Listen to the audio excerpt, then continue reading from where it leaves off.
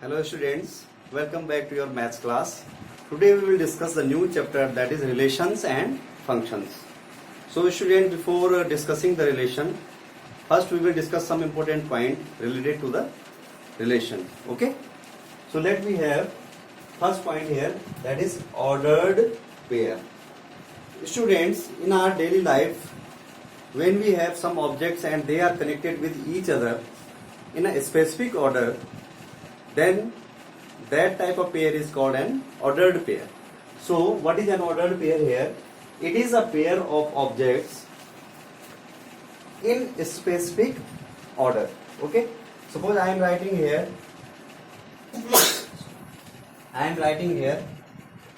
1, 2. So 1 and 2 are 2 point numbers enclosed by small bracket, and these are in specific order.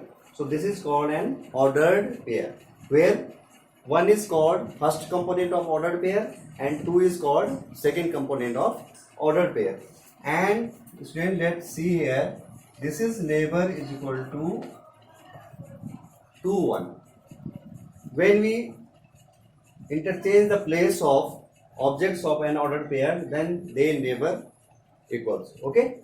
But in the case of set, you already know that if we have 1, 2, then this is always equal to 2, 1.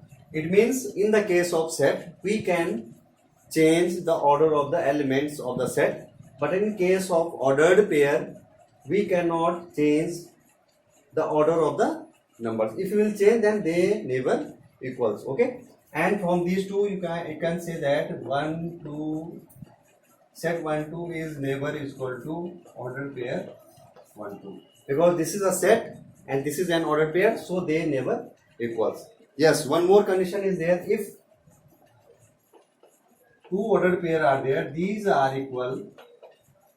Two ordered pair are always equal when A is equal to C, first component is equal to first component, and B is equal to D. Second component of first order pair must be equal to second component of second order pair. In this condition, these two order pair will be equal. Otherwise, they will never equals.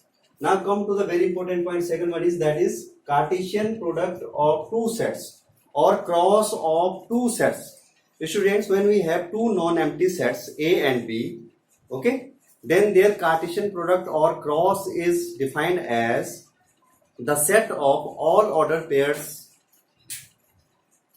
AB such that first component belongs to first set and second component belongs to second set. It means when we have a cross of set A and B which are non-empty, then the Cartesian product of set A and B is defined as set of all ordered pairs where first component of each ordered pair must belong to first set, which is here, and second component of every order pair must belong to second set. Okay? For an example here,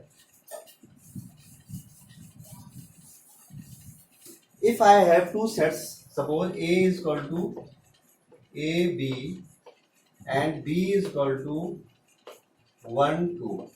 So Cartesian product is defined as A cross B is equal to set of all order pair of A and B, where first component must belong to set A and second component must belong to set B. So here we will make sets.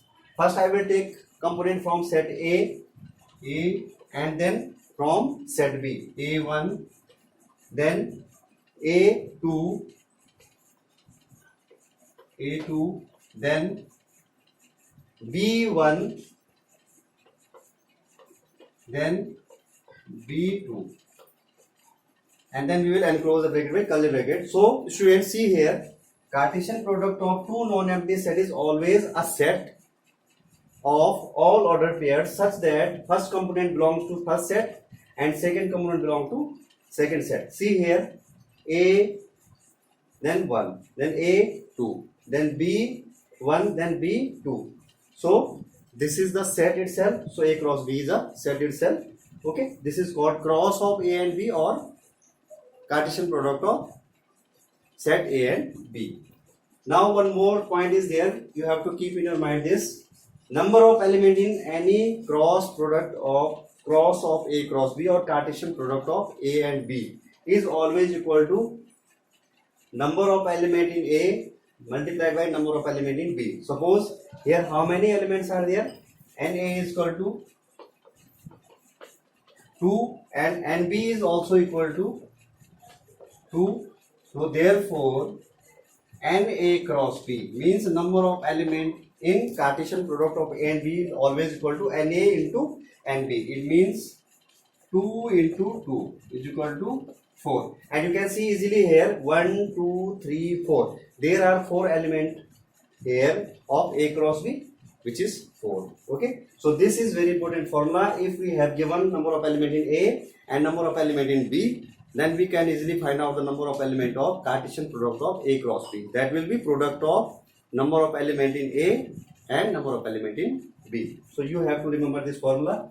Then similarly this, if we have 3 non-empty sets, then Cartesian product of these 3 sets will be the set of all triplets. This is triplets because this is not a pair. This is actually the group of 3 members A, B, C, such that first element must belong to first set, second element component must belong to second set, and third component must belong to third set as earlier. Okay.